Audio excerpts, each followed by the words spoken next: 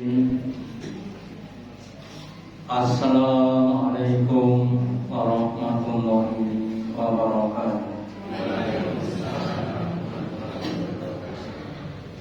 Alhamdulillah, alhamdulillahilladzi an'amana bi nikmatil imani wal islam. Asyhadu an la ilaha illallah wahdahu la syarika lah wa asyhadu anna Muhammadan abduhu wa rasuluhu la nabiyya wa la rasula ba'da. Allahumma sholli ala Muhammad wa ala ali Muhammad kama shallaita ala ali Ibrahim innaka Hamidum Majid. Wa barik ala Muhammad wa ala ali Muhammad kama barakta ala ali Ibrahim innaka Hamidum Majid. Qala Allahu ta'ala fi kitabihil karim. A'udzu billahi minasy syaithanir rajim. Ya ayyuhalladzina amanu ittaqullaha haqqa tuqatih wa la tamutunna illa wa antum muslimun. Bapak Ibu hadirin yang dirahmati Allah Ta'ala, yang pertama dan utama, marilah kita selalu senantiasa meningkatkan, menambahi kesyukuran kita, keimanan kita, dan ketaatan Allah Ta'ala dengan meyakini, mengimani apapun yang telah dijelaskan di dalam Al-Quran, baik itu perkara-perkara yang sudah terjadi, yang sedang terjadi, dan yang akan terjadi. Allah Ta'ala banyak menginformasikan kepada kita tentang hari kiamat dan peristiwa yang akan terjadi, supaya kita mempersiapkan diri dengan berbagai amal-amal kebaikan, supaya ketika datang kiamat kita tidak termasuk orang yang celaka, tapi termasuk orang-orang yang bahagia.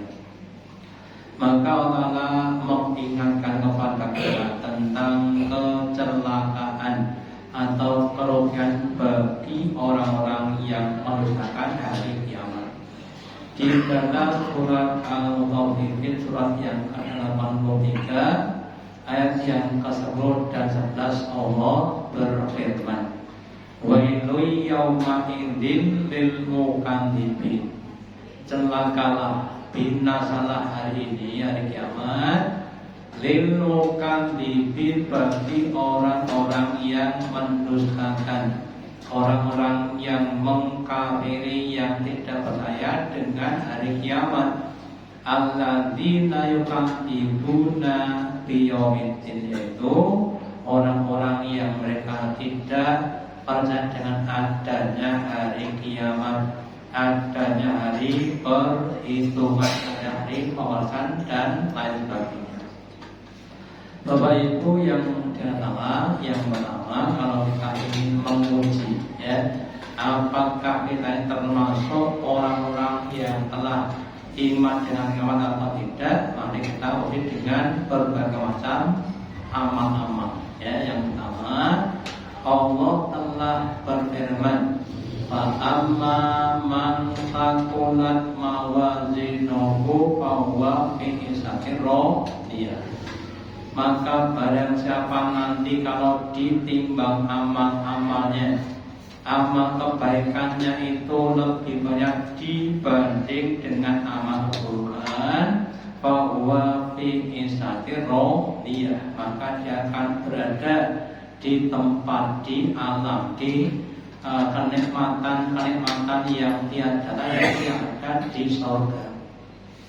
Kemudian sebabnya wa amma man khafat mawazinu fa'uwawiyah, dan barang siapa yang ketika amalnya ditimbang, yang buruk, yang dosa lebih banyak dibanding dengan yang baik, maka dia akan dimakan dalam rangka harian. Nah, kalau kita itu, maka kita akan termotivasi ya untuk semakin membanyakkan amal-amal kebaikan dan semakin meninggalkan amal yang tidak baik.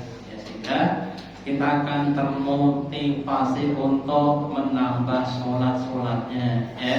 Yang sudah wajib ditambah dengan yang sunnah, ditambah dengan yang fadilah ya. Baca Qur'annya ditambahi, ngerasanya dikurangi. Kita orang yang dengan hari kiamat ya. Kemudian infaknya ditambah ya, atau yang lainnya. Sementara yang buruk-buruk mulai dari ghibah, hasad ya, kemudian adanya permusuhan itu harus dikurangi dengan yang lainnya, sehingga kita nanti akan semakin banyaknya dan semakin berkurang akan dosanya ya. Kemudian Allah mencontohkan satu surat namanya surat Al-Ma'un.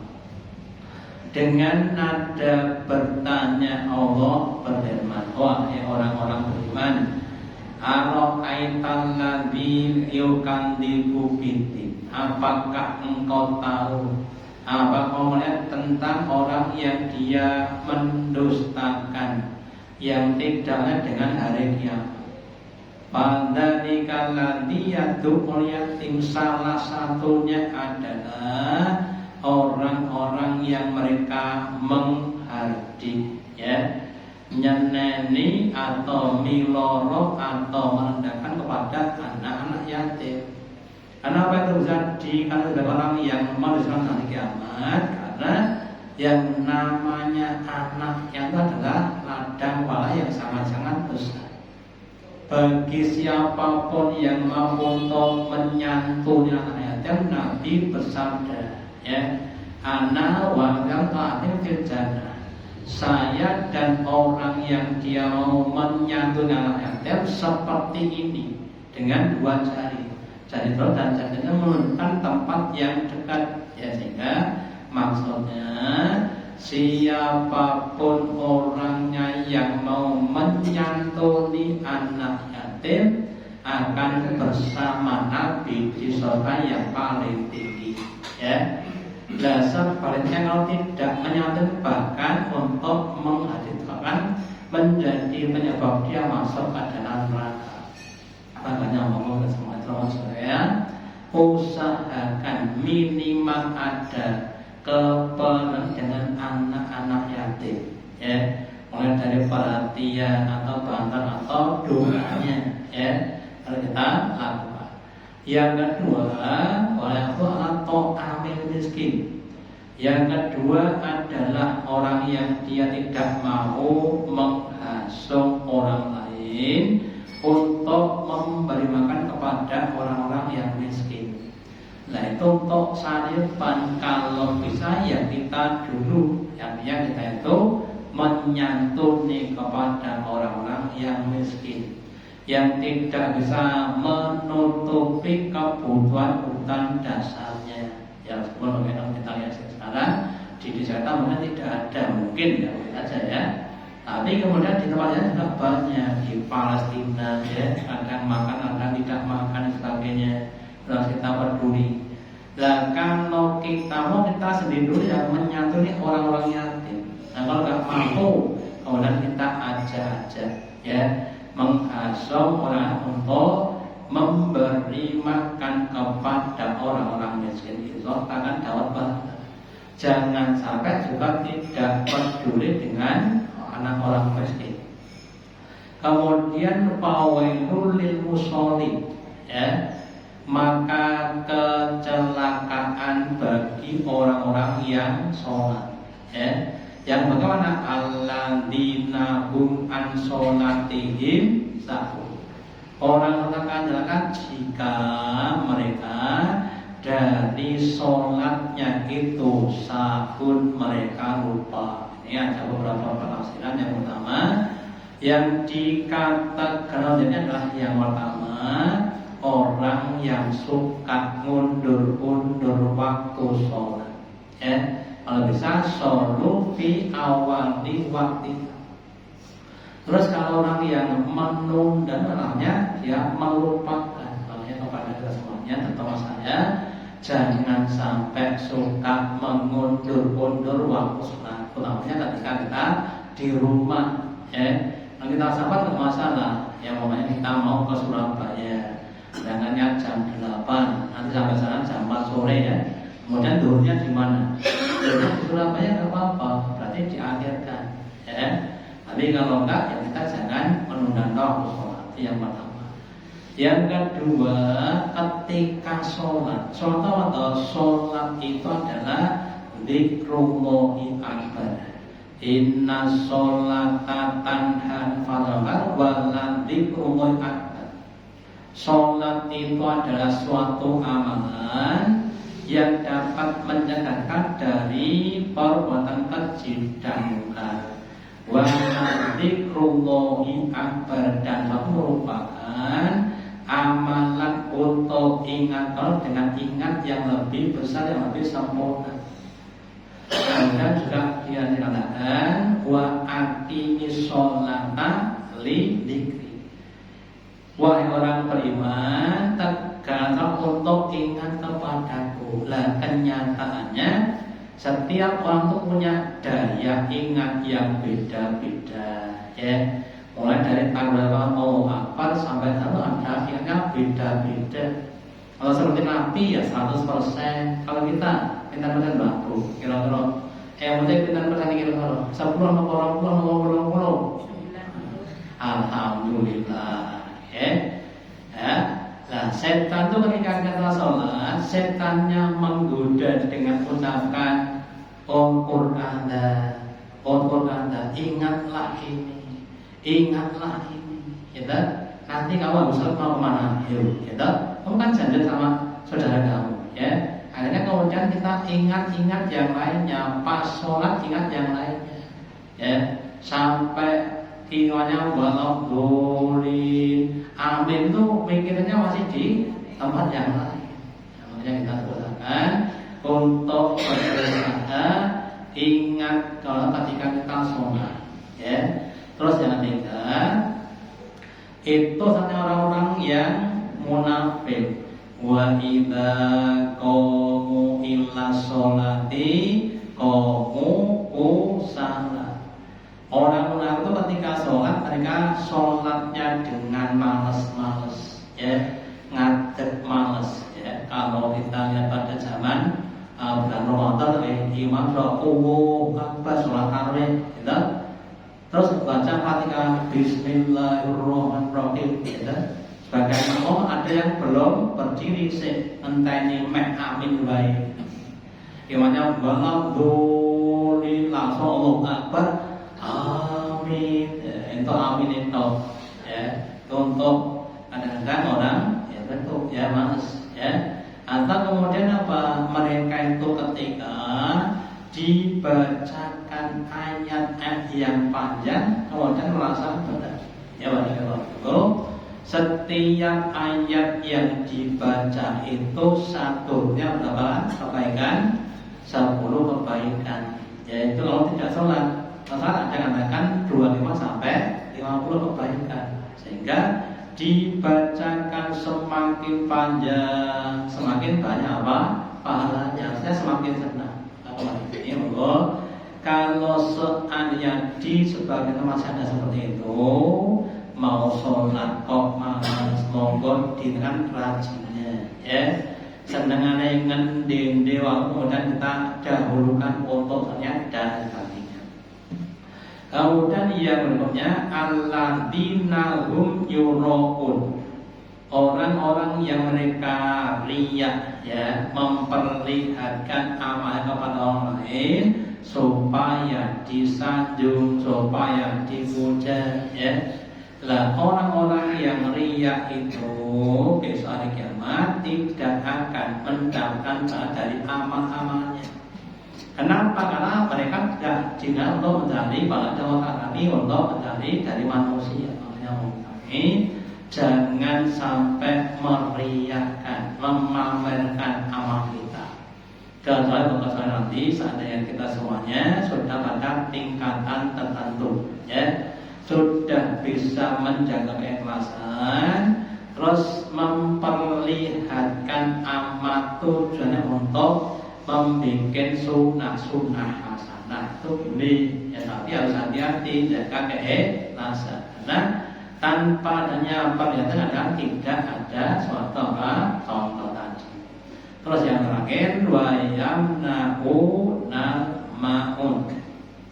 Yang termasuk orang yang tidak yang adalah orang yang dia pelit, ya, pelit dalam hal meminjamkan perabot-perabot yang dia punya.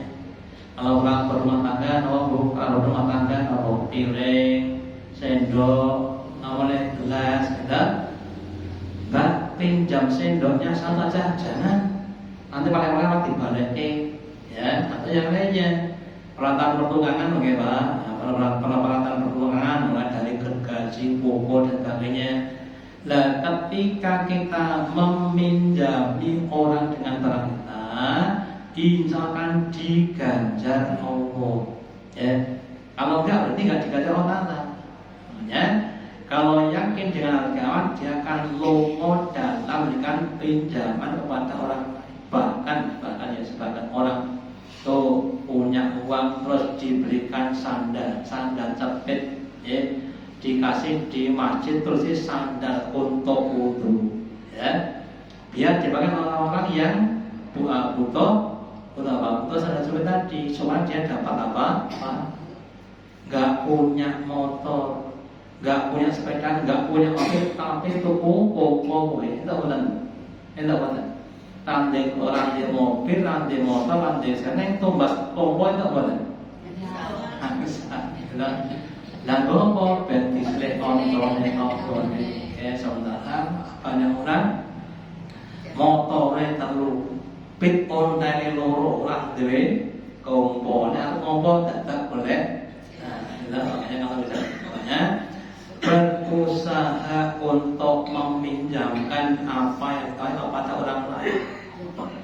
Kalau di sekolah, kalau saya pas ngajar di kelas putra, itu anak putra itu paling nggak punya pulpen, ya, itu sering. Kemudian saya sosok beli pulpen, kemudian tak pinjami, ya, di rumah sawah dapat pahala, ya, pinjam tak, karena Bali saya ulang mana, senengin bocah,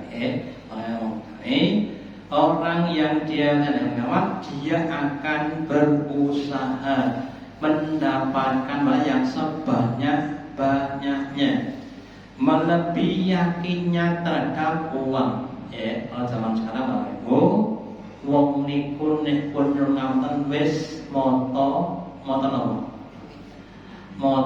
duiten opo ditung duit, gitu. Maka ketika dia dapat uang, dia akan semangat. Sesuk kerja nggonku lembur 3 jam tak kei idit, tak kei blonjo ping 3 ora gelem. Nah, ketika ada uang dia akan semangat. Kira orang yang benar adalah iman dengan namanya apa? Ya, iman kiamat, akan semakin semangat wujud dari orang yang yakin. Sebaliknya, mohon maaf yang masih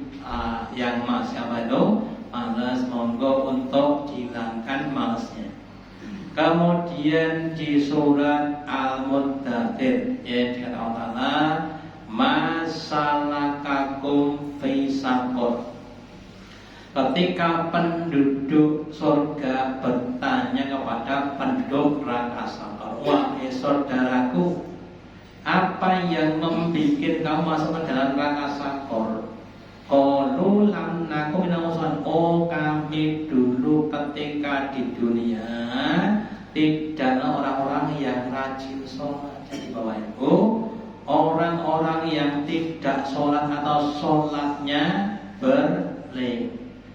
Nek eling, terutama sholat wajib itu mereka bisa akan dimasukkan ke dalam neraka saqor. Apakah saqor itu? Saqor latuqi walatana, ya, neraka yang tidak menyisakan dan tidak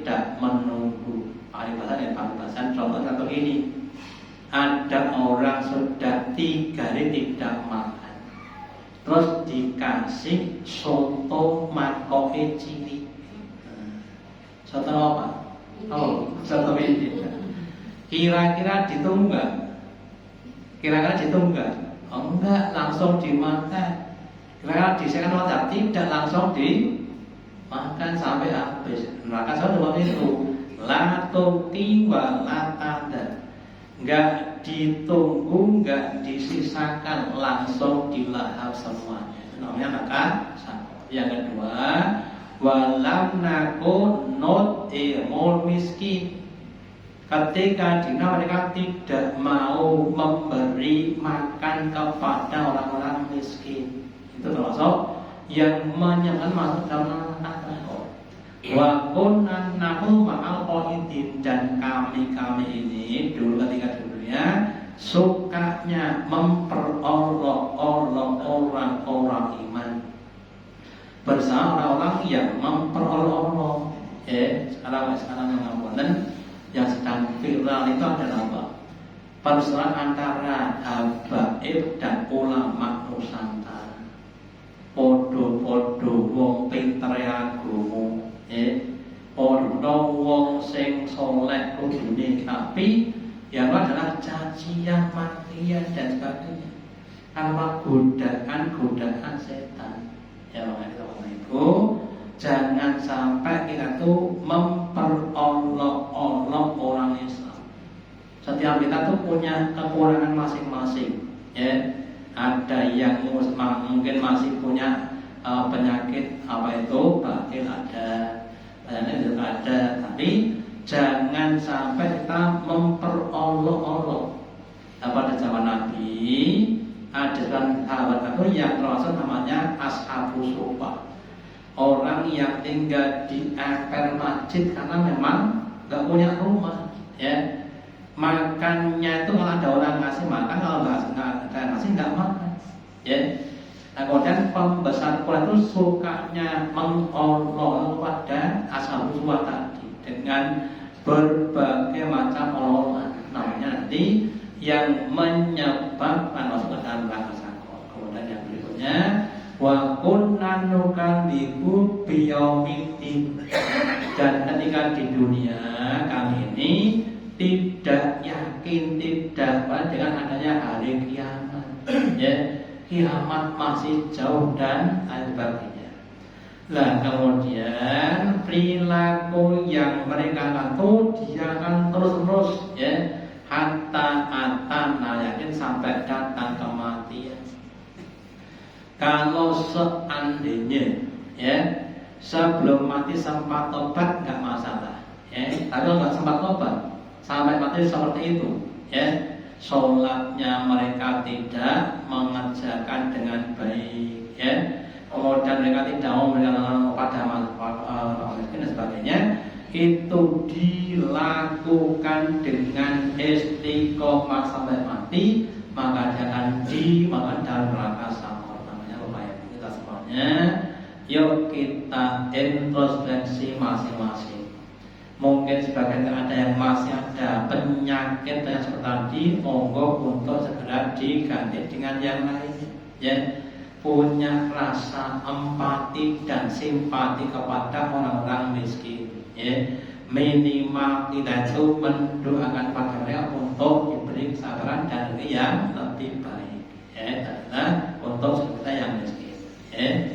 Kemudian Bapak Ibu, kita lanjutkan yang berikutnya di surat Ali Imran 161, Allah berfirman, wa makanalin nabi, dan tidaklah pantas Nabi ayyahullah, bahwa dannya dia Nabi itu adalah nguntet itu nguntet deleke dudu barani Wamayakul yakti ma'ulaya wal-kiamah. Barang siapa yang dia nguntet, maka dia akan membawa barang dia tadi pada hari kiamat. Kemudian nanti kalau kita diterangkan, dulu ketika pada zaman Nabi ketika perang mungkin ada namanya ghanimah.